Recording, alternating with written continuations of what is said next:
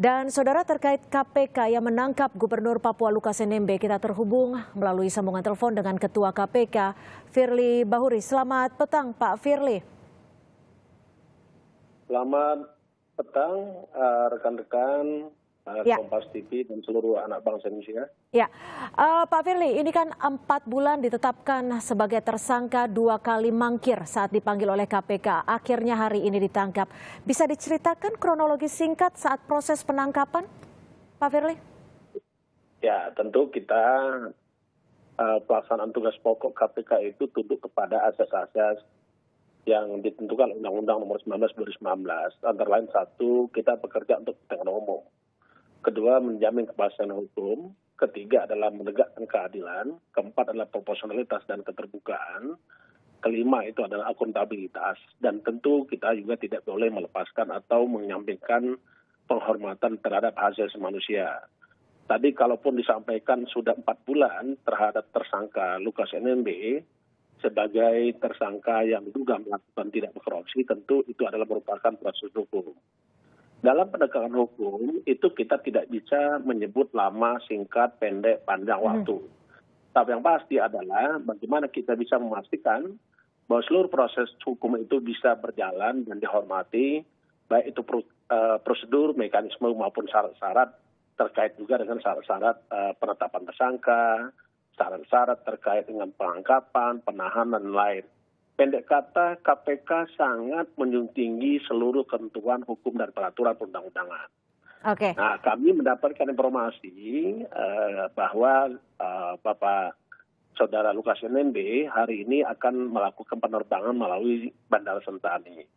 Tentu kita tindak lanjuti karena kita sudah cukup banyak pengalaman setiap kepala daerah, bahkan ada terakhir yang lalu Saudara Bupati Membrano. Ya.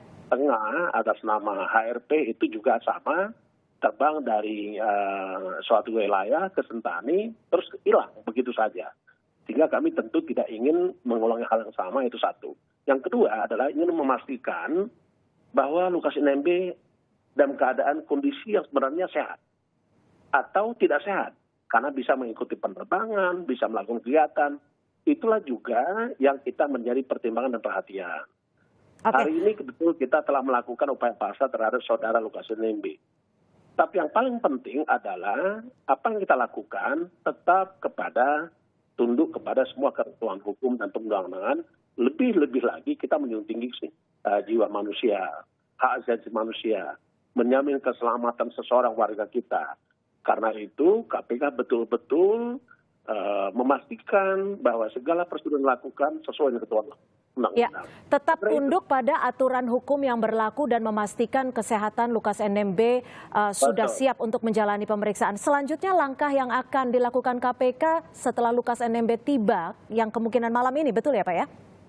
Apa yang akan? Memang beliau sudah berangkat dari Papua tadi 12.07 gitu waktu Indonesia Timur, dan saat ini sudah sampai di Manado. Tentu kita akan menunggu kehadiran beliau sampai di Jakarta. Prosedur yang dilakukan tidak lepas dari ketentuan hukum. Dan sekali lagi saya ingin katakan bahwa KPK sangat menjunjung tinggi hak asasi manusia. Karena itu tadi saya pastikan, begitu beliau sampai di Bandara Samratulangi Manado, bagaimana pelayanan kesehatan baik dokter maupun perawat, cek tensi darahnya. Kalau dia tensi darah tinggi, dikasih obat supaya dia tidak tinggi.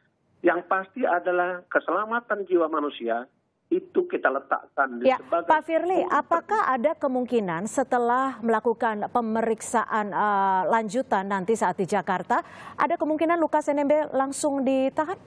Atau seperti apa? Saya ingin katakan sekali lagi, kita ikuti sebagaimana ketentuan undang-undang. Syarat penahanan itu jelas ada, kapan seorang itu ditahan, syarat-syarat objektifnya bagaimana, melakukan tindak pidana, cukup bukti, ancaman hukumannya di atas 5 tahun. Itu saya kira kita pedoman ini yang paling penting adalah dalam keadaan kondisi sehat. Karena itu nanti begitu tiba di Jakarta, kita ingin pastikan bahwa yang bersangkutan kita periksa kesehatannya. Dan penerbangan dari Manado ke Jakarta didampingi oleh dokter maupun satu perawat. Saya sudah pastikan ada dokter dan ada perawat. Untuk prioritas pengamanannya nanti apakah akan dipastikan di gedung KPK? kan KPK kan tempat melakukan pemeriksaan seseorang, setiap orang yang dipanggil oleh KPK kan. Jadi pasti di KPK.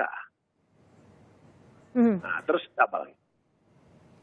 Baik, Pak Firly, singkat saja, apakah ada bentuk pengamanan yang diperketat di lokasi KPK malam ini? Kita tahu bahwa tadi siang cukup ada perlawanan dari pendukung Lukas NMB. Tidak ada hal yang perlu dipastikan ataupun akan terjadi sesuatu bentrokan, konflik. Saya ingin sampaikan pada rekan-rekan saya, sesama ada bangsa sebagai warga Papua. Mari kita hormati proses hukum. Itu satu. Kedua, mari bersama-sama KPK membersihkan negeri ini dari praktek-praktek korupsi. Karena pada prinsipnya kita ingin mewujudkan 7 negara. Negara yang sejahtera, negara yang cerdas, negara yang maju, negara yang bisa memberikan pelindungan terhadap segenap anak bangsa dan seluruh tumpah darahnya. Baik, itu saya kira. Mari kita tatap masa depan Indonesia yang bebas dari korupsi. Kita wujudkan Papua lebih maju, lebih baik, lebih sejahtera, lebih cerdas, bebas dari praktek-praktek korupsi. Baik, kita nantikan kembali seperti apa nanti jalannya pemeriksaan yang dilakukan oleh KPK setibanya Lukas NMB tiba di Jakarta. Terima kasih atas informasi Anda. Terakhir, masih boleh? Ya, silakan singkat saja. Ya, terakhir saya ingin sampaikan ucapan terima kasih kepada rekan-rekan Polri, TNI maupun tokoh masyarakat, tokoh agama, tokoh pemuda. Mari kita bersama-sama bersihkan negeri ini dari seluruh praktek-praktek korupsi. Dan dari korupsi dan gratifikasi tentunya untuk daerah yang lebih maju. Terima kasih Pak Firly Bahuri, Ketua KPK. Selamat petang, selamat bertugas kembali Pak Firly.